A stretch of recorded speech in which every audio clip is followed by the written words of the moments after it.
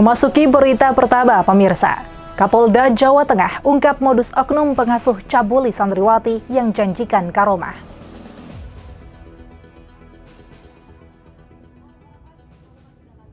Kasus pencabulan dan persetubuhan anak di bawah umur yang terjadi di sebuah pondok pesantren di Desa Wonosegoro, Kecamatan Bandar, Kabupaten Batang memasuki tahap baru.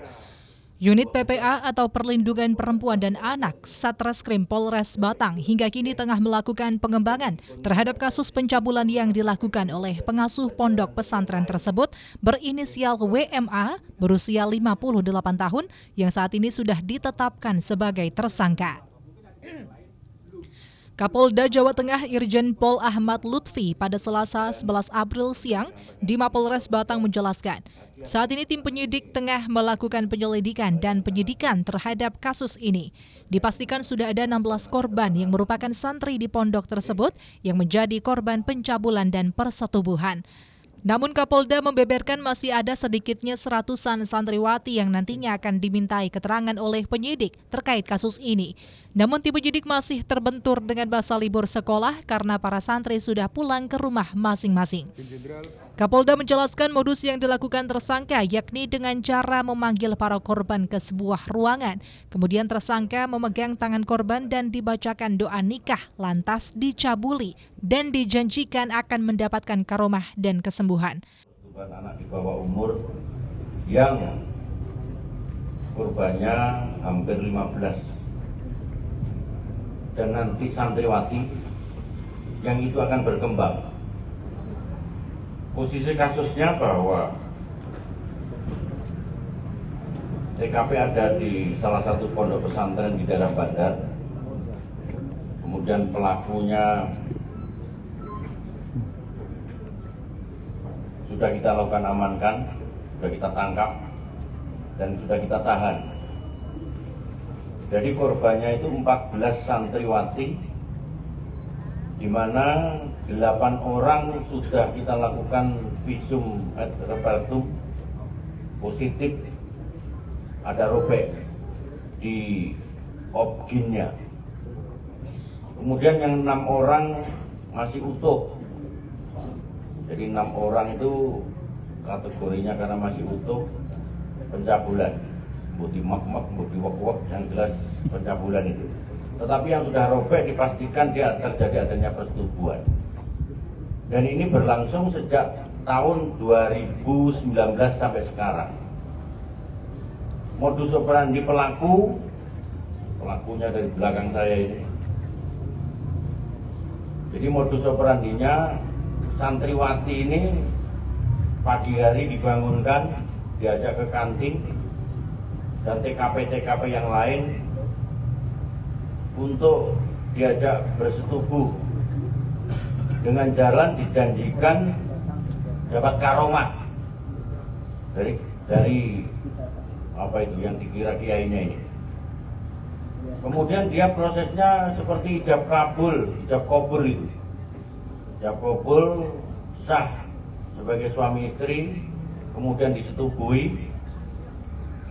Setelah disetubuhi, diberikan sangu atau jajan, tidak boleh lapor ke orang tuanya bahwa kita sudah sah sebagai suami istri. Itu modus operandinya dari pelaku. Di hadapan awak media, tersangka WMA mengakui perbuatannya. Namun dirinya tidak mengingat berapa jumlah korban yang sudah digagahinya. Tersangka mengaku sudah melakukan perbuatan bejat tersebut sejak tahun 2019. Masalah. Dan saya mau menyampaikan apa kepada masyarakat atas perbuatan sekarang?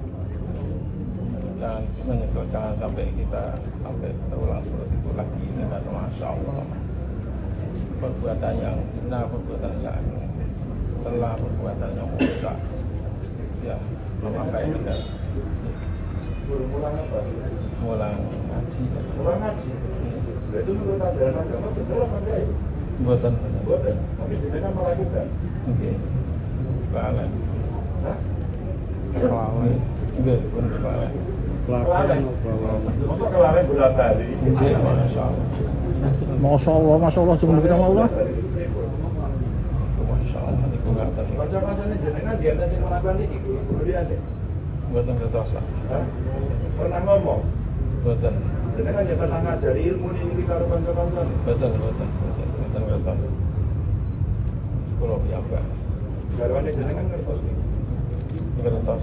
Kertas, insyaallah. Niki anyar niki kertas. Kapan tahu? Saat niki. Dulu tahu gak? Buatan. Berapa korban sebenarnya, Pak? Pak, berapa korban sebenarnya, Pak?